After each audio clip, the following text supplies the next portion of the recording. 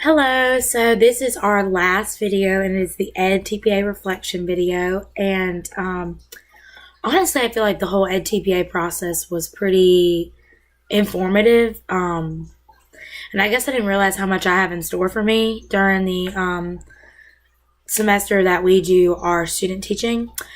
But task 1 talks about the planning, so what you're going to plan out to do in your classroom, like what activities, what lesson you're going to be doing, pretty much what you're going to do, and you're planning it out. This is how you want it to go.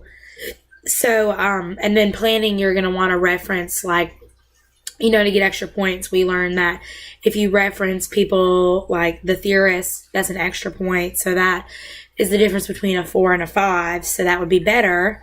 And then task 1 is pretty much the hardest part, which I definitely realized when we went over it in class, that it's just very tedious work and that you really need to make sure you're doing what you're supposed to do, and that you can always go to your advisor, or not your advisor, but the person that works with you during this process, but that they can't give you the answer. And then task 2 is the instruction. So that is when you're putting your lesson plan into action with your students. And that's when, you have to do the recording, and you've got to make sure that you've got a proof that the kids are allowed to be in the videos. And if they're not, maybe adjust the camera differently so that that one child isn't in it, or maybe move the child to the side. We talked about how like different lighting and stuff could really affect the video. And then it's also about like, you only get a certain amount of time, so you have to make sure that you use that. There's no splicing allowed. And then that you have evidence, that you show them things. So I feel like task 2 would probably be the easiest, but then at the same time, I'm kind of nervous to do videos, even though we make videos.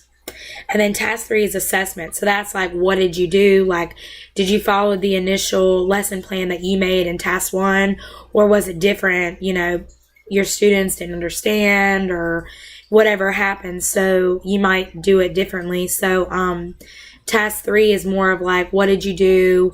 What could you do differently? And then they want you to show like 3 different levels of students' understanding. So that is like your EC kid, or a student with a 501, and then you have the child who's in the middle of the road, and then you have a child who excels, to show the different ranges in the classroom. And then you also have to show what you did. So if you did something like, I don't know, main idea or something, you could use a Venn diagram or the pamphlet or something. So you need to have proof to show that.